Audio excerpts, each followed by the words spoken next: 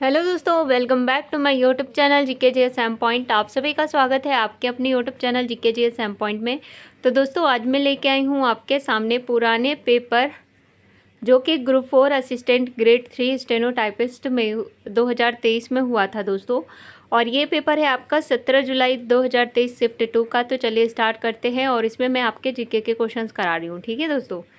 तो दोस्तों, यहाँ पे पहला क्वेश्चन है आपके सामने कि कौन सी सिफारिश बलवंत राव मेहता समिति से संबंधित नहीं है। ठीक है, कौन सी सिफारिश जो है बलवंत राव मेहता समिति से संबंधित नहीं है। तो दोस्तों, आपके सामने ऑप्शन दिए गए हैं। BR मेहता ने पंचायती राज की 3 स्तरीय संरचना की सिफारिश की। दूसरा है अप्रत्यक्ष रूप से निर्वाचित सदस्यों से गठित कार्यकारी निकाय पंचायत समिति होनी चाहिए। तीसरा है ग्राम पंचायत ने अप्रत्यक्ष रूप से निर्वाचित सदस्यों का गठन किया। और चौथा है दोस्तों यहाँ पे कि जिला परिषद एक सलाहकार होना चाहिए। ठीक है, जिला परिषद एक सलाहकार होना चाहिए। तो दोस्तों, इसका जो राइट आंसर है वो है आपका ग्राम पंचायत ने अप्रत्यक्ष रूप से निर्वाचित सदस्यों का गठन किया।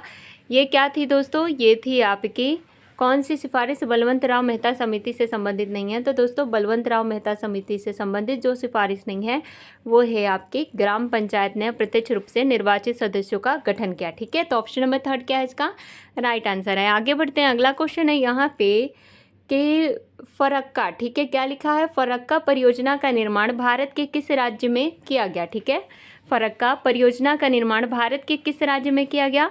तो दोस्तों, ये किया गया पश्चिमी बंगाल में। कहाँ किया गया? पश्चिम बंगाल में किया गया। तो ऑप्शन नंबर 1 क्या है इसका राइट आंसर है। ठीक है, आगे बढ़ते हैं, अगला क्वेश्चन है यहाँ पे दोस्तों पूछा है आपसे कि निम्नलिखित में से कौन सा भारत की ऊपरी मिट्टी के नुकसान का प्राथमिक कारण है। ठीक है, भारत की ऊपरी मिट्टी जो है उसके नुकसान जो उसका होता है उसका प्राथमिक कारण क्या है, ये यहाँ पे पूछा है। तो दोस्तों, इसका राइट आंसर है पानी का क्षरण। ठीक है, पानी का क्षरण क्या है?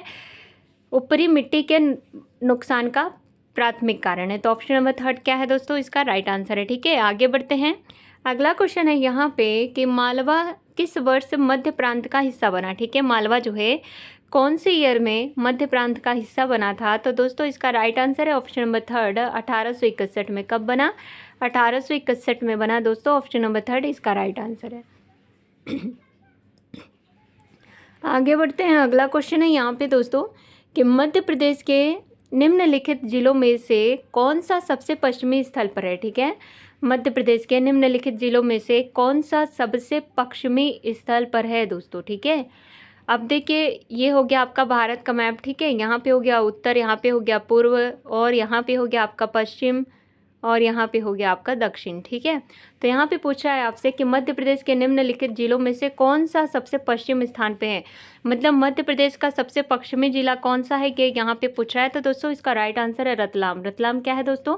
मध्य प्रदेश का सबसे पश्चिमी जिला है। तो ऑप्शन नंबर ए क्या है इसका राइट आंसर है। और पूर्व का जिला अगर पूछेगा तो क्या बताओगे दोस्तों? सिंगरौली। ठीक है, आगे बढ़ते हैं, अगला क्वेश्चन है यहाँ पे पूछ रहा है आपसे कि मध्य प्रदेश के निम्नलिखित में से किस शहर ने रानी रूपमती और बाज बहादुर के पौराणिक प्रेम प्रसंग को देखा था। ठीक है, मध्य प्रदेश के निम्नलिखित में से किस शहर ने रानी रूपमती और बाज बहादुर के पौराणिक प्रेम प्रसंग को देखा था? तो दोस्तों, ये देखा था जिस शहर में इनका प्रेम प्रसंग हुआ था वो था आपका मांडू। ठीक है, मांडू में जो है रानी रूपमती और बाज बहादुर जी के प्रेम प्रसंग को देखा गया है। ऑप्शन नंबर 3 क्या है इसका राइट आंसर है। ठीक है दोस्तों, आगे बढ़ते हैं, अगला क्वेश्चन है यहाँ पे पूछ रहा है आपसे दोस्तों कि रानी अवंतीबाई मध्य प्रदेश में किस स्थान की रानी थी। ठीक है, रानी अवंतीबाई जो हैं मध्य प्रदेश में किस स्थान की रानी थी? तो दोस्तों, रामगढ़ की रानी थी। कहाँ की? रामगढ़ की। ऑप्शन नंबर 4 क्या है इसका राइट आंसर है। ठीक है, आगे बढ़ते हैं, अगला क्वेश्चन है यहाँ पे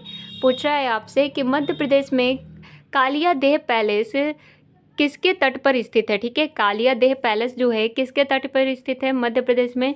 तो दोस्तों, कालिया देह पैलेस जो है शिप्रा नदी के तट पे स्थित है। ठीक है, किसके नदी के तट पे? शिप्रा नदी। तो ऑप्शन नंबर 2 क्या है इसका राइट आंसर है। आगे बढ़ते हैं, अगला क्वेश्चन है यहाँ पे बांधवगढ़ राष्ट्रीय उद्यान को किस वर्ष बाघ अभयारण्य घोषित किया गया था। ठीक है, बांधवगढ़ राष्ट्रीय उद्यान जो है इसे किस वर्ष जो है बाघ अभयारण्य घोषित किया गया था? तो दोस्तों, इसका राइट आंसर है ऑप्शन नंबर 1993 में। ठीक है, 1993 में जो है दोस्तों बांधवगढ़ राष्ट्रीय उद्यान को बाघ अभयारण्य घोषित किया गया था। तो ऑप्शन नंबर 1 क्या है इसका राइट आंसर है। आगे बढ़ते हैं, अगला क्वेश्चन है यहाँ पे आपसे पूछ रहे हैं दोस्तों कि निम्नलिखित में से किस मस्जिद ए जहानुमा के नाम से जाना जाता है। ठीक है, किसे मस्जिद ए जहानुमा के नाम से जाना जाता है। तो दोस्तों इसका राइट आंसर है जामा मस्जिद को। ठीक है, जामा मस्जिद को जो है दोस्तों मस्जिद ए जहानुमा के नाम से जाना जाता है। ऑप्शन नंबर 3 क्या है इसका राइट आंसर है।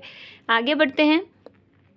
अगला क्वेश्चन है यहाँ पे दोस्तों पूछ रहा है कि निम्नलिखित में से कौन सा एक भारतीय नर्तक और कोरियोग्राफर थे जिन्हें यूरोपियन शास्त्रीय तकनीकों को भारतीय शास्त्रीय नृत्य में ढालकर नृत्य की एक संलयन शैली बनाने के लिए जाना जाता है। ठीक है, तो दोस्तों वो नर्तकी कौन थे। तो दोस्तों वो नर्तकी थे उदय शंकर जी। कौन थे, उदय शंकर जी थे। तो ऑप्शन नंबर 2 क्या है इसका राइट आंसर है। ठीक है, आगे बढ़ते हैं। अगला क्वेश्चन है यहाँ पे दोस्तों पूछ रहा है कि 8वीं से 12वीं शताब्दी ईस्वी के दौरान भारत के पूर्व क्षेत्र में शासन करने वाले पाल किस धर्म के संरक्षक थे। ठीक है, पाल जो हैं किस धर्म के संरक्षक थे। तो दोस्तों ये थे बौद्ध धर्म के संरक्षक। किस धर्म के संरक्षक थे, बौद्ध धर्म के। तो ऑप्शन नंबर 4 क्या है इसका राइट आंसर है। ठीक है, आगे बढ़ते हैं। अगला क्वेश्चन है यहाँ पे दोस्तों कि निम्नलिखित में से कौन सा बयान गलत है। ठीक है, कौन सा बयान जो है गलत है। यहाँ पे आपके सामने 4 ऑप्शन दिए गए हैं। ठीक है, और यहाँ पे आपसे पूछा है कि कौन सा बयान जो है गलत है।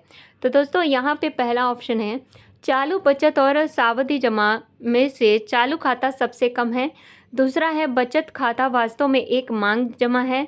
तीसरा है चालू खाता में अधिक सेवा है। और चौथा है बचत खाता में न्यूनतम शेष आवश्यकता होती है। तो दोस्तों इसका राइट आंसर ऑप्शन नंबर 4 कि कौन सा बयान गलत है। तो बचत खाता में न्यूनतम शेष आवश्यकता होती है। तो दोस्तों ये जो है रॉन्ग है। बाकी ये जो 3 कथन ये सही है दोस्तों कि चालू बचत और सावधि जमा में चालू खाता सबसे कम है और बचत खाता वास्तव में एक मांग जमा है और चालू खाता में अधिक सेवा है। ठीक है, तो ये आपको ध्यान रखना है। आगे बढ़ते हैं। अगला क्वेश्चन है यहाँ पे पूछ रहा है दोस्तों कि निम्नलिखित में से कौन सा उच्च तीव्रता से पैदा करने अल्ट्रा लघु ऑप्टिकल दलहन की विधि में अपने योगदान के लिए जानी जाती है एवं उन्हें अपने शोध के लिए 2018 में भौतिकी की नोबेल पुरस्कार जीता है। ठीक है, भौतिकी का नोबेल पुरस्कार जीता है। यहाँ पे क्या पूछ रहा है कि निम्नलिखित में से कौन उच्च तीव्रता से पैदा करने अल्ट्रा लघु ऑप्टिकल दलहन की विधि में अपने योगदान के लिए जानी जाती हैं एवं उन्होंने अपने शोध के लिए 2018 में भौतिकी का नोबेल पुरस्कार जीता है।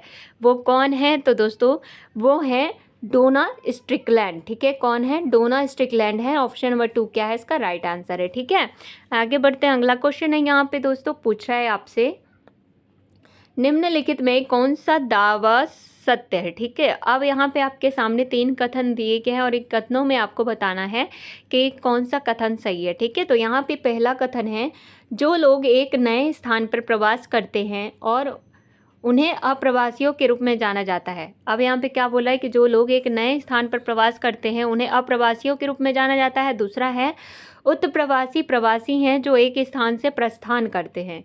और तीसरा है एक ही व्यक्ति एक अप्रवासी और एक उत्प्रवासी है। ठीक है, ये यहाँ पे बोल रहा है और आपके सामने ऑप्शन दिए गए हैं दोस्तों। पहला है 1 और 2 दोनों सही हैं। दूसरा है केवल सेकंड सही है। तीसरा है केवल 1 सही है और चौथा है दिए गए सभी विकल्प सही हैं। ठीक है, यहाँ पे पहला दिया है, यहाँ पे पहला ऑप्शन है फर्स्ट एंड सेकंड। ठीक है, पहला। दूसरा दिया गया है दोस्तों क्या, सेकंड। और फिर उसके बाद तीसरा क्या दिया गया है दोस्तों, तीसरा यहाँ पे दिया गया है आपका फर्स्ट। ठीक है, तो दोस्तों यहाँ पे इसका जो राइट आंसर होगा वो है आपका ऑप्शन नंबर 4 कि ये उक्त कथन जितने सारे कथन हैं ये सारे सही हैं दोस्तों। ठीक है, कि जो लोग एक नए स्थान पर प्रवास करते हैं उन्हें अप्रवासी के रूप में जाना जाता है और उत्प्रवासी प्रवासी होते जो एक स्थान से प्रस्थान करते हैं।